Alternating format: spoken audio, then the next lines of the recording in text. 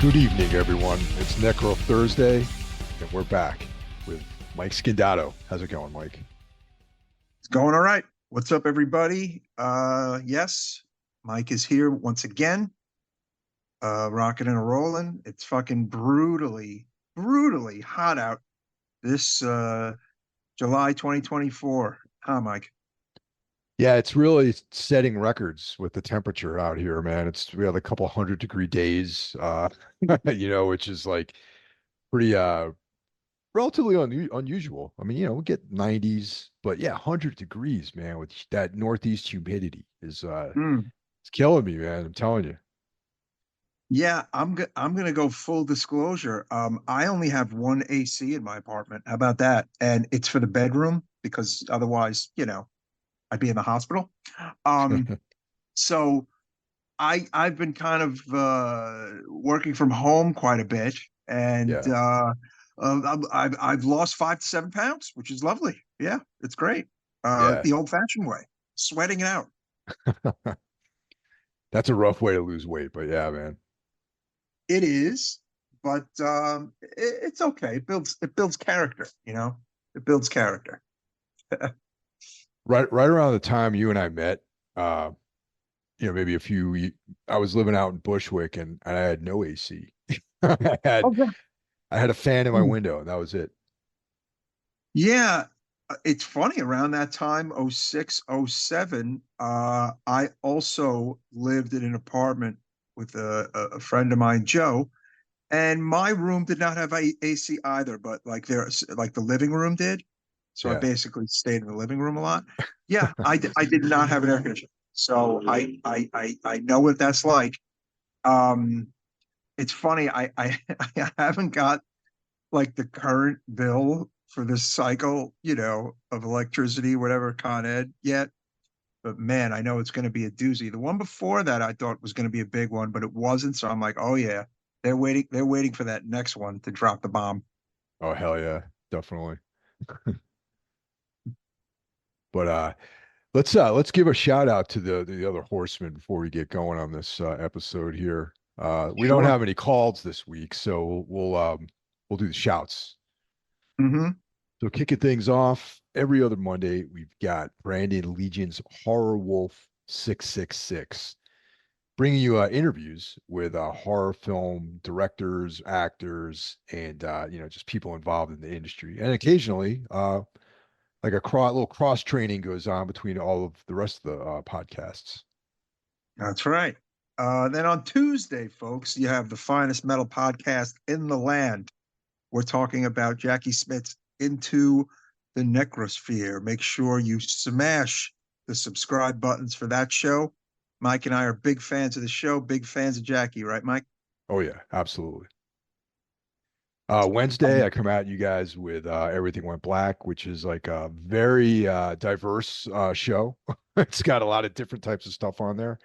mhm. Filmmakers, music, you know, just sometimes me and Carl just talking about Carl Edward Wagner books.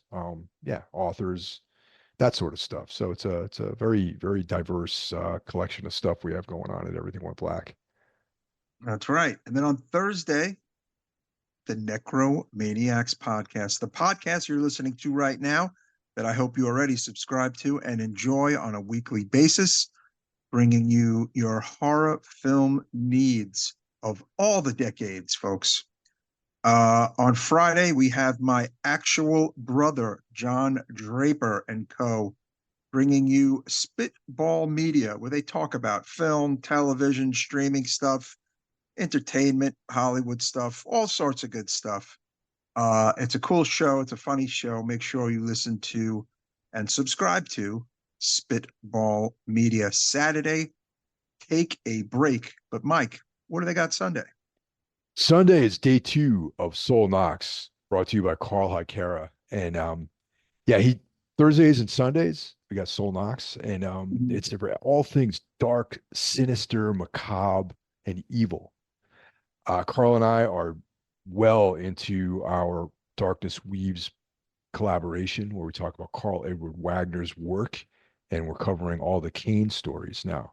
Soon we'll be doing the novels, so that should be really. Those are going to be multi-part episodes. We talk about the novels, and then of course out there now with a schedule, believe it or not, Iblis Manifestation hits us on Wednesdays, the same days that Everything Went Black posts. Ah, how about that? Yeah, and of course Very nice. that's brought to you by the great Cheyenne of the band Trivax. So yeah, man, you got a full week. There you have it. Make sure you support and subscribe and listen to the entire Horseman slew of podcasts. Um, let's see. What have I been checking out? Um, Completely non-horror. I've been watching both the old and new season of Frasier, Michael. Oh wow, that's an oldie but goodie, man. Yes. Back in the day in like 92, 93, 94, whenever Frasier was really kicking into high gear, I was not watching the show. Um, but I am enjoying it now. And then Stella and I are watching the brand new Frasier that started last year, actually, Hmm, which is okay. very funny, and it just got renewed for a second season. It's on Paramount Plus, and the OG episodes are also on Paramount Plus, I believe. Uh, Neither of these are on Peacock, which is weird because these shows were on NBC back in the day. But I've come to learn that a lot of shows that you think are on one streaming service turn out to be on yet another streaming service instead. Yeah, it's weird how that happens sometimes. I think what comes to mind right away is Penny Dreadful. That Mhm. shows up on a couple different services, I think. Hmm. Now that would be on Paramount Plus because that was a Showtime show, right? I believe so, yeah. Yeah, yeah. See, that's a show I need to kind of plunk her down and watch from scratch, from the beginning. Dude, I loved it. I loved it. I thought the first they actually did a second series, but that was I didn't like it. The first three seasons of it were great. Yeah. And yeah, I really want to watch that. Um, and I want to catch up on some of my 2024 horror. Like I want to watch The First Omen.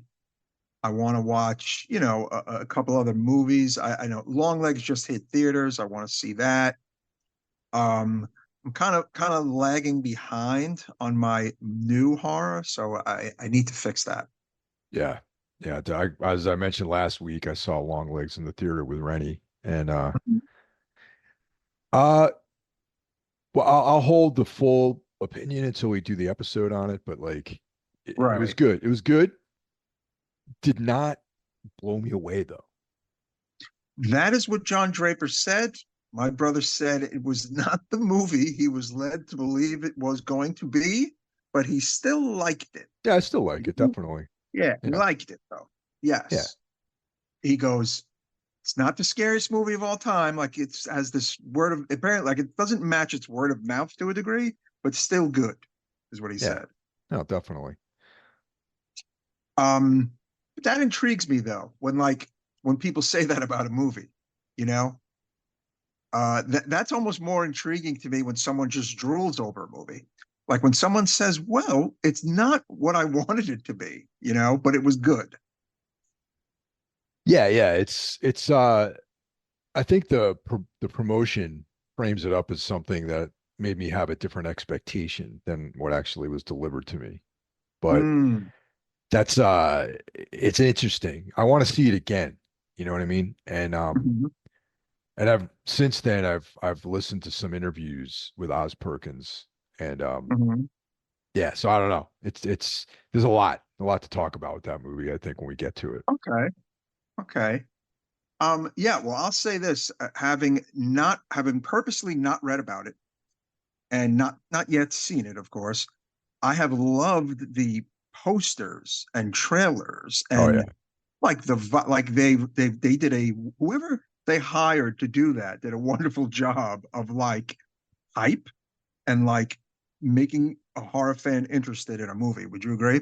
Absolutely, man. I mean, it really piqued my interest, but Hmm. I don't want to get too deep into it because we're gonna have a probably all three of us I think will talk should talk about it. Mhm. But yeah, it because it's sort of an event. It was sort of a big deal this year.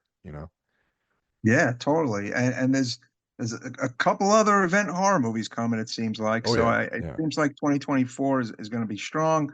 And then of course there's Maxine. It's funny, I read somewhere that some people are going in to see Maxine completely unaware that it is the third film in a set of three films, Michael. Huh, that's funny. I have not seen Maxine yet. I'm waiting for it to go to a different theater than AMC before we go check it out. Gotcha. Yeah, I'm like boycotting AMC. Those days are over where I go there. I know. Not a fan. Not a fan. Yeah, I mean, Yeah, and then I'm plowing through my buying, Amazing Spider-Man comics from the 80s and 90s and Ghost Rider and shit like that. These little things make me happy, Michael. yeah. I've been still unpacking, so it's been challenging to like watch things. But when you're unpacking, you always have something. You kind of have something playing sometimes. So Mhm. um, Banshee of movie a show that you and I both are fans of. I'm going through Oh that yeah, series once awesome. again. Mm. Yeah, yeah. Um, the Sunday night thing is House of the Dragon. That's been great. I'm really into that. Mhm. It's been a lot of fun. Really big fan. Um, Mhm. and that's kind of it, man. Just like I said, I saw Long Legs. Oh, I mentioned this last week, but I don't know if you've seen this before, but a movie called The Cursed. Have you seen that? The Cursed. No, but I there's a show on Showtime that I want to watch called The Curse. Yeah. I don't know Hmm. why I'm mentioning it again, but it's like it's like it's 90% of the way a really good movie. Hmm. And then the ending, they just screw it up, man. And it bummed me Hmm. out because it was like a really interesting premise and it was kind of a werewolf movie, but not really. You know what I mean? Okay, yeah, I think I remember you talking about this movie. Yes. Yeah, yeah.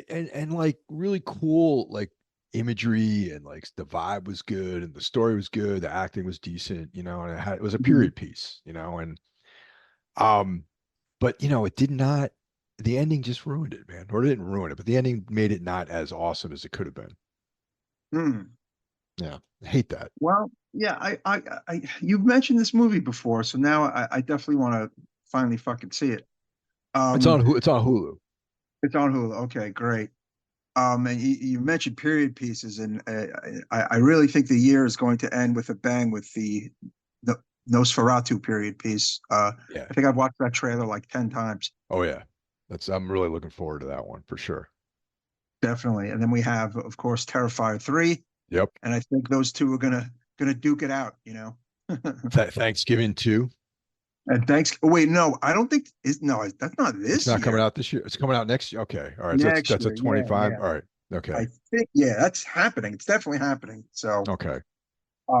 yeah, I want to see where they go with that. We at the show enjoyed Thanksgiving, of course. It was a lot of Oh fun. yeah. Absolutely it But was. yeah. So tonight, kids, we've got a movie that I think is a summer horror. Ultimately, it kind of ending of the school year into the summer in beautiful Italy. And it is yet another Sergio Martino film, and it is the 1973 Giallo slasher Torso, Michael. Italian title, Corpi Presentano Tracci di Violenza Carnale, or Mm-hmm. the bodies bear traces of carnal violence. That's a real tongue twister of a title there. Oh yeah, and it was also known as carnal violence. So we got three names. The bodies bear traces of carnal violence, and in the good old USA, we had Torso. I like Torso. Do you? Yeah, it's like real brutal sounding. You know what I mean? Mm. And it's descriptive of a scene in this film too. So yeah, Oh no, definitely, definitely. Um, I call it Giallo slasher because look, not every Giallo is a slasher, 100%. A lot of Giallos have different vibes, different moods. Uh, but this movie, many describe as one of the actual earliest examples of a slasher film like ever. And I would say that that's quite accurate. This movie was released in January 4th, 73 in Italy, which means it was filmed in 72, which would predate Black Christmas. And it predates quite a bit of, even the proto-slashers, Mike. Yeah, it's one of the interesting things that you mentioned, which I didn't know about, was like, yeah, I've catch Black Christmas. I even catch like some Halloween vibes, which came out much later than that because of the Mm-hmm. POV. Both of those films have the POV of the killer, you know. And Black Christmas came out in 74. But the one bit Mm-hmm. of information that I wasn't aware of that you brought up was that this actually had a theatrical release in drive-ins in the United States in 1973. Yes, and it was often paired with Texas Chainsaw Massacre in America. And I think that's pretty wild that like a Martino movie got to be shown on the big screen paired with Texas Chainsaw Massacre. And it did not just drive-ins, it was actually also shown, in some of the smaller theaters, the true grindhouse theaters in 1973, which is wild. Um, if you've seen the movie, folks, like this definitely has like the vibes of, you know, Fowler and like, maybe Friday the 13th. And like, it's got some very Americanish vibes to it, I feel like. Well, And it's funny, Eli Roth is a very big fan of this movie. And something I picked up on early on in the film is that it was a huge influence on Hostel 2. And then when I did the research, it's like, oh yeah, it was an influence on Hostel 2. There's a scene in the beginning of the movie that looks exactly like a scene when they're leaving the classroom in Hostel 2 and they're kind of walking out into the open. And it's kind of like that beautiful, like Italian villa look. It's almost the same scene in this movie Torso, Mike. And it's funny to go back and read how much Eli Roth loved the movie. I think he actually copied the shot, which is pretty wild. I'm going to go on record in my mind and say that Torso might be the first slasher film because I'm going to say that it's 70% slasher and 30% giallo. Yes. Yeah. I mean, look, it's a black glove killer, but you see the killer. He has this pretty sick mask on. Yeah. You see his full body, which is quite different from a lot of the other gialli, obviously, where you see nothing but the hands, or sometimes you know who the killer is. Um, this movie also, look, a lot of giallo have a very heavy, I guess I'll say, misogynistic vibe, even though I don't like mean it. I almost just think that it's kind of its era and of its time. And, look, they're killing young, pretty girls. And there's no pleasant way to kill young, pretty girls in this type of movie, Michael. So that's why I'm saying misogynistic. But of all the other Martino films, and we've covered at least three others on the show, I feel like this is darker than the others, and this one is a bit maybe more mean spirited. What do you Yeah. think? Well, I was just going to say that this is a real rough movie. And it's also one of its sleazier movies as far as like gratuitous sex and I gotta be another vibe that I caught on this viewing was there's a certain coldness to some of the sex parts in this movie too. You know what I mean? Yes, it's not like no one's having fun. If you like the young men and the young women all look miserable. If Yeah. you pay attention, if you watch it again, folks who've seen the film and then maybe may want to watch it again after listening to the episode, pay attention to that. It's funny you say that, Mike. Everyone looks either sad or depressed or unhappy or angry. And Yeah. I thought it's quite different from, say, All the Colors of the Dark. Like, you know what I'm saying? Or like, Right. it's even different from Strange Vice of Mrs. Ward, which is a bit more, I mean, they're more like adults. These are kind of younger college aged people, right? And that's the other thing that makes me think of slasher films too, because it's like younger people. involved in it. You know, it's not, they're like students, you know, and we'll get into a little bit of the actual plot of the film too. But yeah, it has like that, and there's a final girl and that sort of thing, you know. Yeah. So yeah, this is Sergio Martino's fifth Giallo, and it centers on a string of brutal murders of young female students at the International College in Perugia. And yes, several critics describe it as one of the earliest examples of a slasher film. I mean, one could argue it might be the earliest example of a slasher film, as it was filmed in 72, which is, pretty far removed from, say, like the 1980 kickoff in America, right? Right. Yeah. And it predates Black Christmas too. It obviously predates Halloween. Um, and look, it's quite different from, say, the Argento's Animal trilogy, and quite different from Deep Red. This is a way different animal. I think. Look, those movies I think are better films. I'll say that full stop. But this one goes into some different places, and it's like I said, there's almost something late 70s, early 80s American rough horror movie about this movie, even though it is, 72, 73 in Italy, if that makes any sense. Well, also one of the other things too is like there's like hardly any character development in this movie too. You know what I mean? Mhm. Like with you know, than Argento or some Martino's other films, or you know, some of the Fulci movies that we talked about. You understand that like the characters more, like their characters are built up, they have a backstory, you know, you kind of get their personalities. No one has like a personality in this movie. You know what I mean? It's like Yeah, I they're just agree with these like that. they're there to be like killed and dismembered and you know and beaten up and stuff like that, you know. Um, Absolutely. Look, Martino directed, and the screenplay was by Martino and Ernesto Gastaldi. Ernesto Gastaldi wrote the screenplay to, like, everything. I mean, Yeah. his resume is pretty out of control. He tons of giallo. He wrote the screenplay for All the Colors of the Dark. He's got the suspicious death of a minor. Then he dipped his toes in the Polizzi stuff with Almost Human and Gambling City and Kidnap Syndicate. Um, he's tons of stuff on his resume. He even did a 60s horror, like The Whip and the Body, Hercules movies, all sorts of stuff. Ernesto Gastaldi.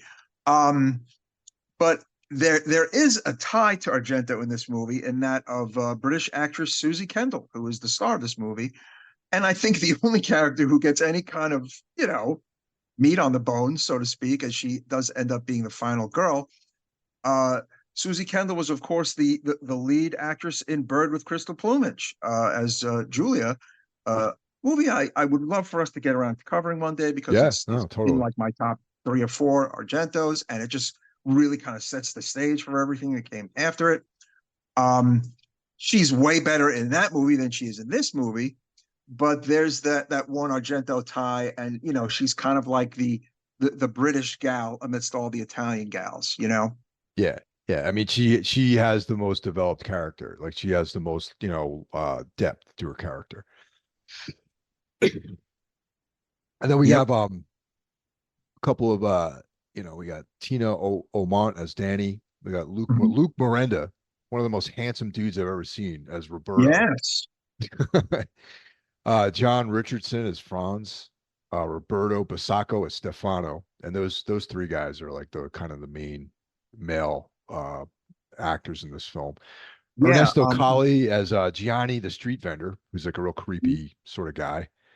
And then we have Ursula and Katia, played by Angela Covello and Carla Brait, and they're two women who really like each other a lot. Let's say we'll leave it at that. And the very handsome Luke Miranda, of course, a star of many of the Italian crime Polizzi films. Of course, he was in Shoot First, Die Later, Gambling City, Silent Action, Kidnap Syndicate, a movie called Puzzle. Definitely a recognizable face among the Italian cult cinema. But yeah, it's funny you said how handsome he was, Michael. Handsome guy. Handsome Um, guy. That he did very well in the 70s and 80s. Yes. oh yeah, yeah. So this movie straight up starts with a softcore porn scene. Yeah. Oh yeah, sex scene. Yeah, and so it's like a threesome, and they're cutting to scenes of fingers going into the eyes of a doll. Mm. So there's that juxtaposition of sex and violence right off the bat. Yes, and then it's soon after that, there's a couple that's killed having sex in a car, and it's funny. This movie also kind of kicks off the whoever has sex or any kind of sexual anything gets killed. Yeah, definitely, because everyone that has sex in this movie gets killed essentially. And Absolutely, yeah, yes, Jane, including the lesbian couple. Yeah, yeah, Jane does not. Jane makes it out alive because she doesn't get any action in this movie. that's true. That's very Yeah. true. It's Uh, funny. I wrote down handwritten notes for this movie. And it's funny. I before I actually confirmed the Hostel 2, I wrote Hostel 2 vibes, and I wrote, uh, very horror slasher, less classic Giallo, which is something we covered. Um, but I also wrote that like nearly every man in this movie could be the killer. Every man. yeah, that there's a lot of red herrings because every Yes. every male character has a very rapey, murdery, slashy, stabby vibe in this film for sure. Yeah. And is capable of violence or capable of misdeeds. And I mean, I didn't. I'm trying to remember at what point I kind of figured out who the killer was. Um, because it's a person who's not necessarily even in a lot of the movie, actually. Yeah. So by deduction, you can almost kind of figure out who it is. But yeah, I mean, excuse me, it could have been any number of dudes. I wrote down, and all these men are just pieces of garbage, too. By the way, folks, Yeah, they there's just no real heroes in this film for sure. totally, totally.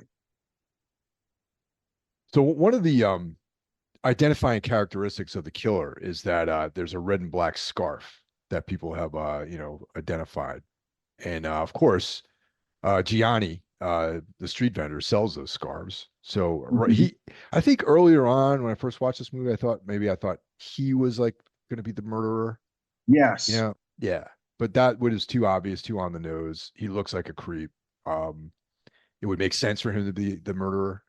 And then, of course, Roberto and Stefano are also prime suspects just because they seem like the kind of guys that would do that sort of thing. Yeah, I mean, what was one of the creepiest scenes in the movie? Um, Martino likes these kind of musical moments. If you've seen a Martino movie, uh, especially Your Eyes Have, the, the Locked Room and I Have the Key movie, which just slipped right out of my head. Um, and then, of course, in All the Colors of the Dark. This one also has it where a band is playing in some kind of like, rundown area, and there's this young girl sitting in between two guys, and the two guys just like start trying to have sex with her, and it was just such a creepy scene. And yeah, I'm sure you know the scene I'm talking about, Yeah, right? yeah. Like, Well, it's a long extended scene of yes, like it's it looks like long. they're Yes. hanging out in some like abandoned building somewhere. There's a Mhm. band playing, people are smoking weed and doing drugs, and there's like sex happening left and right. And that the Mhm. scene that specific that you're talking about, these two guys try to get down with this one lady. She Mhm. looks so just completely disinterested in the whole thing. And it Yes. just I believe her Mhm. name's Carol. I think her name was Yeah. Carol.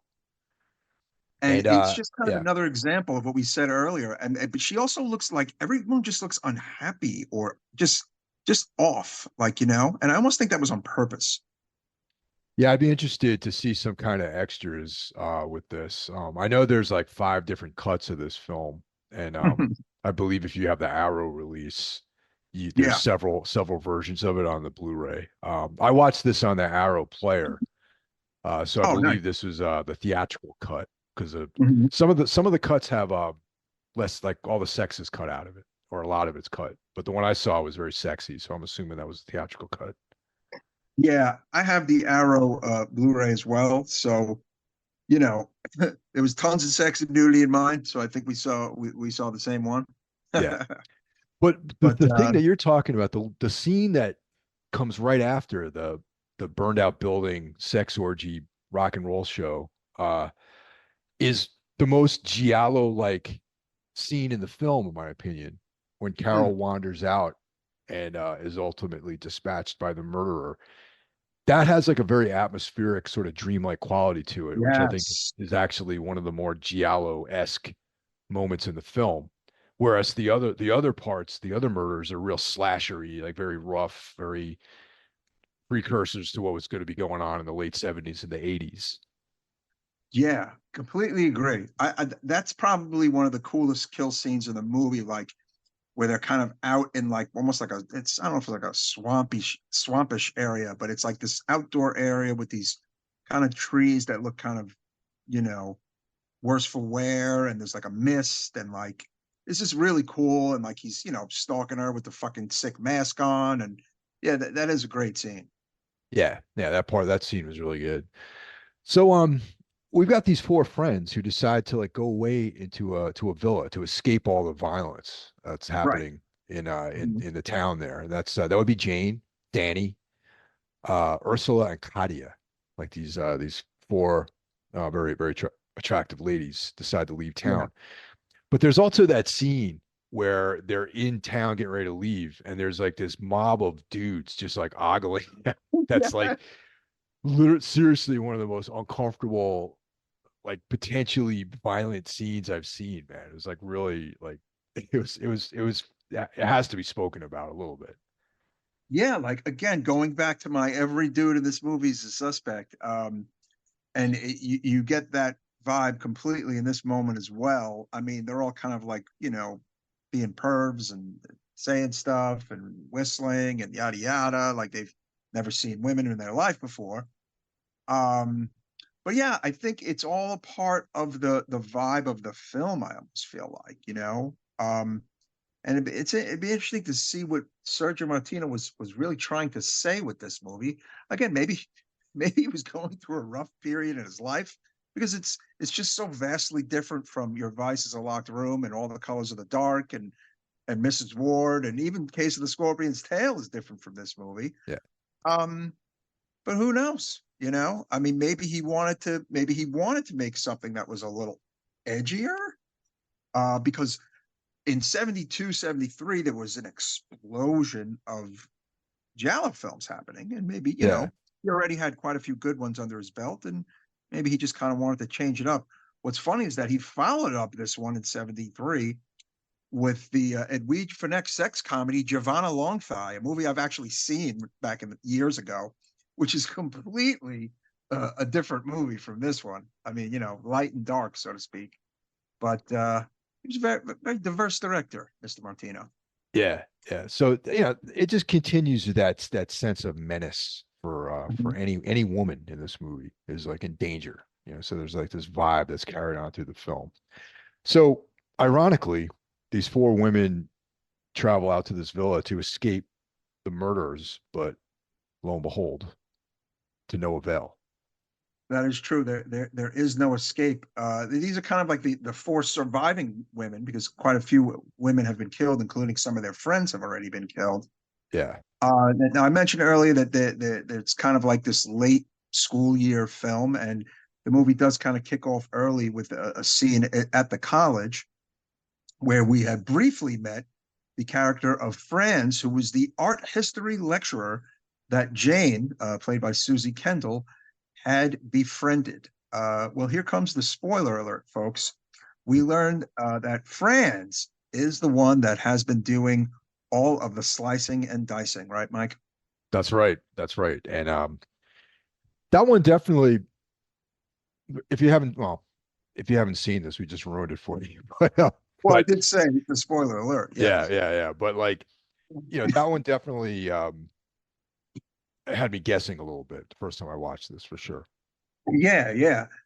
And in true Giallo fashion, kind of like Tenebrae and Deep Red and many others, his killing is the result of a childhood trauma where he witnessed his brother fall to his death as the brother was trying to fetch a little girl's doll at the edge of the cliff, which made him hate all women because it was you know, the brother was trying to help this girl find her doll, and it just kind of fucked his whole head up, and the doll's made out of flesh and blood, and he needed to get his revenge on them, and you know, it turns out that that threesome scene, also early on, was also Fran's, where he was seduced into a threesome and then blackmailed, and continued a killing spree to cover up his tracks.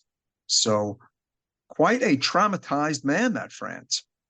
In that flashback scene, though, they have like one of my favorite things that happens in these films where there's the obvious dummy gets thrown off a cliff. Yeah. Oh, they love that, right? Like the whole, like, look, the Dude, whole it's 1972 and we don't have a lot of money for special effects vibe. Yeah. yeah, You like know, there's the flashback of the brother who he falls to his death, but they cut to the scene where it's obviously someone just throwing this like obvious dummy like through the air. yes, we're gonna call that the old Fulci. Yes. Yeah, the old Fulci there. There's the Fulci scene. Yeah. Which was utilized in quite a few of his movies, where it's like, oh yeah, that's a dummy, like or that's the fakest chest I've ever seen, yada yada. But you know what? The suspension of disbelief for our beloved Italian horror films. You can't be judging it with, well, that doesn't look like John Carpenter's The Thing. You can't be doing that. Yeah, Um, yeah. It's definitely up. You have to like forgive some of that stuff. You know what I mean? oh yeah, totally, totally. And a bit of poetic justice as Franz is attempting to murder Jane. Uh, the doctor, one of the other male characters in the movie, shows up, and after a struggle, Franz falls to his death as well. Um, Look, this movie, okay, as a giallo, it's not like amazing. It's good. Uh, to me, it's an important movie in the sense that it kind of lays the foundation for a lot of slasher stuff and a lot of like slasher moments and body count movies. Like this is it's just really different from a lot of its other Italian cohorts, right, Mike? Yeah, I agree with you on that, and that's why like when we get down to score this film, I actually have two scores because I was putting a Hmm. lot of thought into this. You know what I mean? And I was like, there's like a duality going on here that we have to talk about. Or we have been Yeah. talking about that duality actually. Oh yeah, I mean they really kind of bring the final girl moments home in like the last 20-25 minutes of the movie with Susie Kendall. Um, that again is just a bit a different taste from the other Jolly that comes before it and after it. Um, so it's like this to me is not as good as say Strange Vice of Mrs. Ward or Deep Red or many other Giallo films. But it's again, I just feel like it has its importance. I mean, I only have one score for it. Uh, and I just it's kind of like a mishmash score of the fact of that it's kind of like an important movie, but as a Giallo, it's just okay. So I gave it a 3.5, like a very solid 3.5. Like a four, I thought might have been a little too high. Like I'm almost really kind of veering towards a four. I got to be honest, because it's a good movie. Um, but I don't like it as much as Martino's other films. Yeah. So you know what? I'm gonna plant my flag on my very solid with a bullet 3.5. That's so interesting that you came up with that score because what I did is I said if I had to grade it like a Giallo film, Hmm. up against those movies you just mentioned, some of Martino's other work, Deep Red and Mhm. Tenebrae and all that, I give it a 3.5 too. Mhm. But I also, since I feel like 70% of this film is slasher, Mhm. as a slasher film, I give it a 4. Yeah. Okay. I get Yeah, it. I because like it. I mean, like a five slasher is Halloween one, Friday the 13th, My Bloody Valentine, and like but then you also have like Nightmare and The Burning and Prowler and all those other films which aren't as good as this one. hmm, So that's well, why I come up with a four as a slasher for Torso. okay. Well, in 2017, Complex Magazine named Torso the sixth best slasher of all time. How about that? See, there you go. I was onto Um, something with that. and in 1999, Quentin Tarantino screened it at his QT festival. He's a fan of the movie. Yeah. And yeah, as I said, Eli Roth cites it as one of his favorite Gialli and an influence on Hostel 2. Yeah, watch the scene. Tell me if you pick out the Hostel 2 scene because it's definitely in the movie, and I caught it. And oddly enough, it's a scene that it's the scene where Edwige appears in Hostel 2.